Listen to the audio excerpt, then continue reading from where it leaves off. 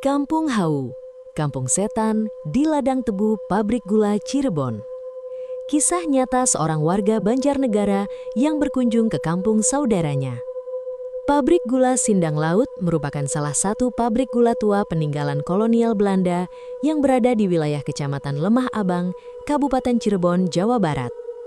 Berdasarkan berbagai catatan sejarah industri gula di Cirebon, lokasi pabrik ini berada di kawasan Sindang Laut, tidak jauh dari jalur rel lama pengangkut tebu dan hamparan perkebunan tebu yang dahulu menjadi pusat produksi gula terbesar di wilayah timur Cirebon.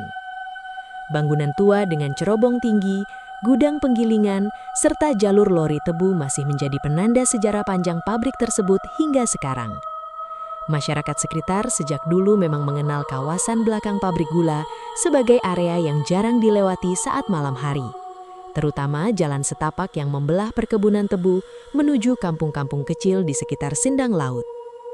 Banyak cerita beredar tentang suara perempuan memanggil dari tengah tebu, bayangan orang berjalan membawa lampu minyak, hingga kisah orang yang tersesat dan kembali dalam keadaan linglung setelah melewati area belakang pabrik saat larut malam. Aku mengalami sendiri kejadian itu ketika sedang berkunjung ke rumah saudara di daerah Sindang Laut. Waktu itu suasana kampung masih sangat sepi kalau malam tiba. Rumah-rumah berjauhan dan sebagian besar warga tidur lebih awal karena mayoritas bekerja di kebun dan area pabrik gula. Aku datang hanya untuk menginap beberapa hari karena kebetulan sedang libur kerja. Siang harinya aku sempat berjalan-jalan melewati area belakang pabrik gula bersama sepupuku, dan memang suasananya terasa tua dan aneh. Ada rel lori berkarat yang sebagian tertutup rumput liar, gudang kosong dengan dinding hitam kusam, serta hamparan tebu luas yang kalau tertiup angin terdengar seperti suara orang berbisik dari kejauhan. Malam kejadian itu sebenarnya tidak ada sesuatu yang aneh. Sekitar habis Isya, aku pergi ke warung kecil dekat jalan raya untuk membeli kopi dan rokok. Dari rumah saudaraku menuju warung hanya sekitar 15 menit berjalan kaki melewati jalan setapak dekat perkebunan tebu. Saat berangkat, suasananya biasa saja, walau cukup gelap karena lampu penerangan jalan sangat sedikit. Aku masih bisa mendengar suara jangkrik dan sesekali suara mesin dari arah pabrik gula yang samar-samar terdengar seperti dengungan panjang. Setelah selesai membeli kebutuhan di warung, aku pun berjalan pulang sendirian sambil memainkan senter kecil. Ketika itulah semuanya mulai terasa aneh. Baru beberapa menit berjalan di dekat kebun tebu, aku mendengar suara perempuan memanggil namaku dari belakang. Suara itu sangat mirip dengan suara bibiku yang rumahnya memang dekat dengan tempat aku menginap. Karena penasaran, aku menoleh dan benar saja ada sosok bibiku sedang berjalan sambil membawa belanjaan dan senter kecil di tangannya. Cahaya senter itu bergerak pelan mengikuti langkahnya. Wajahnya terlihat jelas. Bahkan ia masih mengenakan daster yang biasa dipakainya di rumah. Aku sempat heran karena tidak melihat beliau saat di warung tadi, tetapi aku berpikir mungkin beliau belanja di warung yang lain. Bibiku berjalan mendekat sambil tersenyum seperti biasa. Tidak ada yang aneh dari wajah maupun cara berbicara. Bahkan ia sempat bercanda menanyakan kenapa aku hanya membeli rokok malam-malam dan tidak sekalian membeli gorengan untuk dimakan bersamanya di rumah.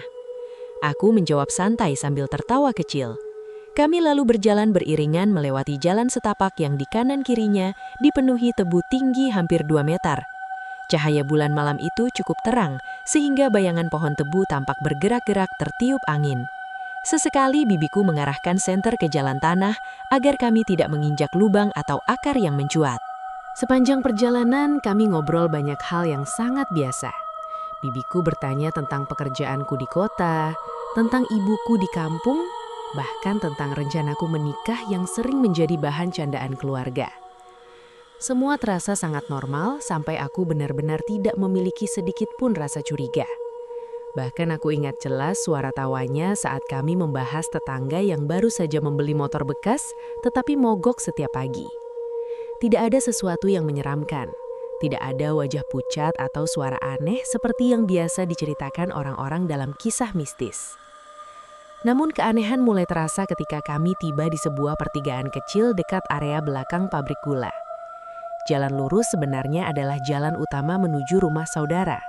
Sedangkan jalan kiri adalah jalan tanah yang jarang dipakai warga saat malam hari, karena melewati area paling belakang pabrik gula dan perkebunan tebu tua.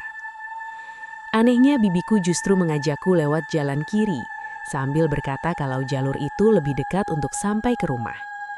Aku sebenarnya sempat ragu, tetapi karena merasa bersama keluarga sendiri, aku akhirnya mengikuti saja langkahnya. Semakin jauh kami berjalan, suasana mulai berubah menjadi asing.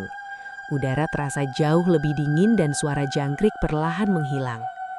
Anehnya lagi, jalan tanah yang biasanya sepi tiba-tiba tampak ramai seperti perkampungan kecil. Aku melihat rumah-rumah sederhana berdinding anyaman bambu berdiri di kanan kiri jalan. Cahaya bulan menerangi jalanan tanah tempat anak-anak kecil berlarian sambil tertawa. Beberapa orang duduk di depan rumah sambil ngobrol pelan. Aku benar-benar heran, karena seingatku di area belakang pabrik gula tidak pernah ada kampung seperti itu. Bibiku terus berjalan seolah sudah mengenal tempat tersebut. Aku hanya mengikuti sambil memperhatikan suasana sekitar dengan bingung. Rumah-rumah di kampung itu terlihat sangat tua dan sederhana, seperti perkampungan zaman dulu. Tidak ada listrik sama sekali. Penerangan hanya berasal dari lampu minyak yang tergantung di depan rumah warga. Anehnya tidak ada satupun orang yang tampak heran melihat kami lewat. Mereka hanya diam memperhatikan dengan tatapan wajar, seperti orang yang pertama kali melihat orang baru di lingkungan mereka, lalu kembali beraktivitas seperti biasa.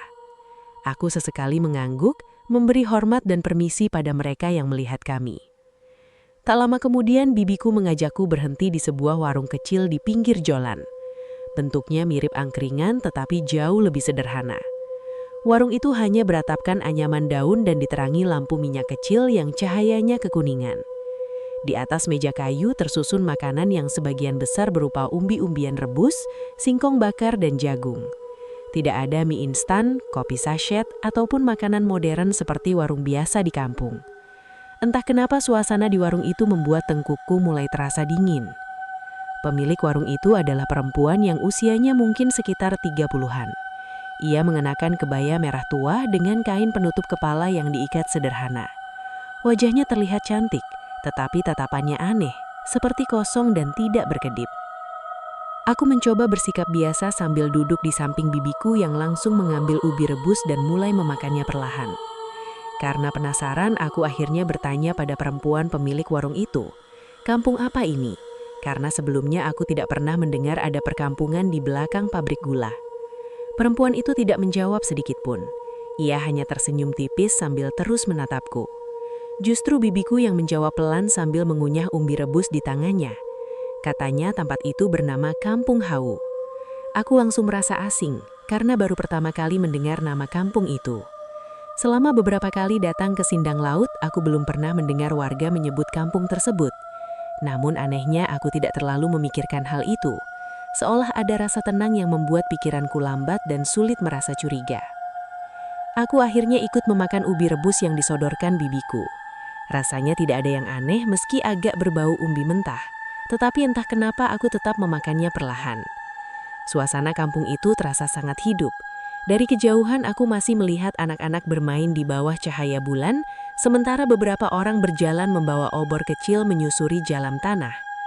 Angin malam berembus dingin membawa aroma kompos yang sangat menyengat. Aku mulai merasa mengantuk dan kepalaku sedikit berat. Di tengah suasana aneh itu, tiba-tiba terdengar suara perempuan menjerit keras dari arah seberang jalan kampung. Suara itu benar-benar seperti orang meminta tolong sambil menangis ketakutan. Aku spontan berdiri dan menoleh ke arah suara jeritan tadi. Namun baru beberapa langkah meninggalkan warung, tubuhku mendadak merinding hebat. Angin dingin tiba-tiba bertiup sangat kencang hingga membuat mataku perih. Aku mengangkat tangan untuk melindungi wajah, dan saat itulah suasana di sekelilingku berubah total. Tidak ada cahaya lampu minyak, tidak ada rumah bambu, tidak ada anak-anak bermain. Semua berubah menjadi gelap pekat. Aku berdiri sendirian di tengah perkebunan tebu yang sangat luas. Pohon-pohon tebu menjulang tinggi mengelilingiku dari segala arah.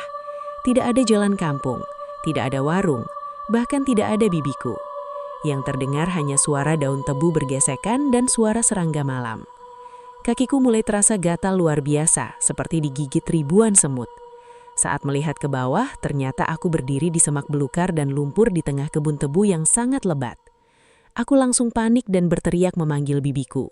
Tetapi tidak ada jawaban. Semakin lama rasa gatal di tubuhku semakin menjadi-jadi. Tanganku mulai merah karena tanpa sadar terus menggaruk kulit. Aku mencoba berjalan mencari jalan keluar, tetapi perkebunan tebu itu terasa tidak ada ujungnya. Cahaya bulan yang tadi terang mendadak tertutup awan gelap sehingga suasana menjadi jauh lebih menyeramkan. Aku benar-benar merasa tersesat. Beberapa kali aku mendengar suara langkah kaki di antara tebu, seperti ada orang mengikutiku.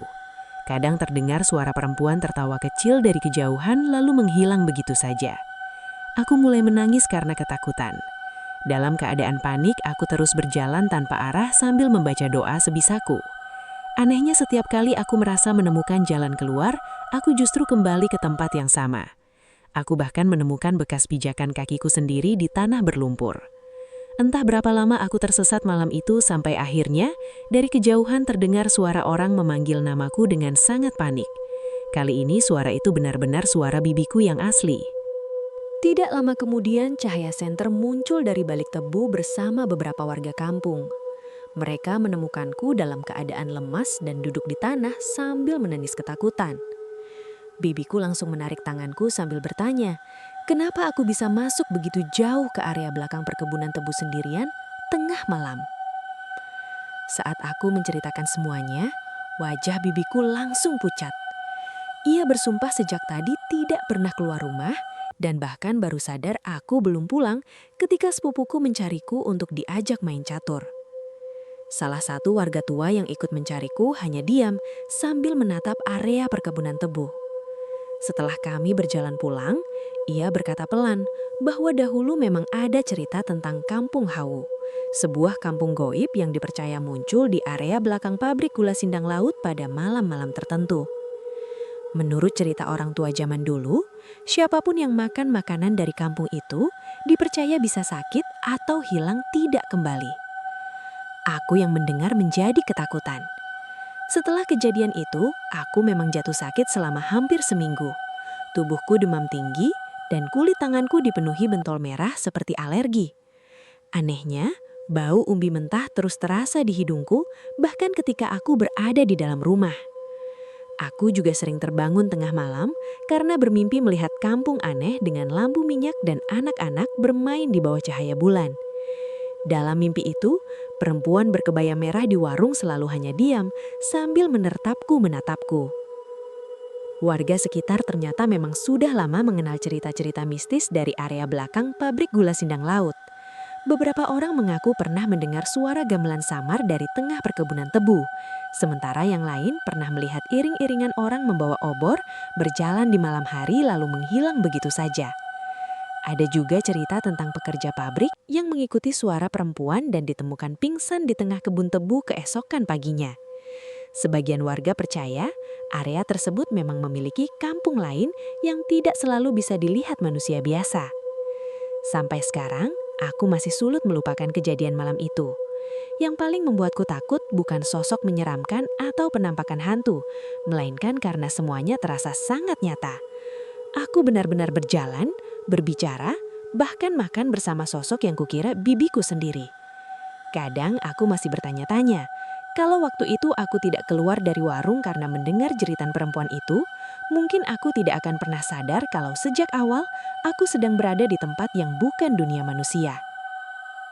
Kini, pabrik gula Sindang Laut di Kecamatan Lemah Abang, Kabupaten Cirebon ternyata masih berdiri dan kembali beroperasi setelah sempat berhenti beberapa tahun akibat menurunnya produksi tebu.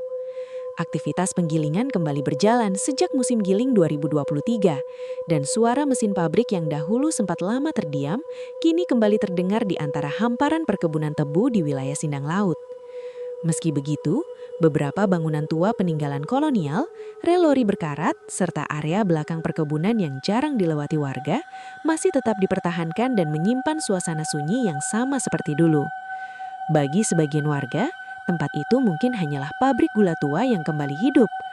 Namun bagi mereka yang pernah mengalami sendiri kejadian-kejadian aneh di sekitar perkebunan tebu dan jalur belakang pabrik, cerita tentang suara perempuan misterius, kampung goib, dan sosok yang menyesatkan orang di tengah kebun tebu masih menjadi kisah yang terus diwariskan dari generasi ke generasi. Seolah ada bagian dari masa lalu di pabrik gula Sindang Laut yang belum benar-benar pergi.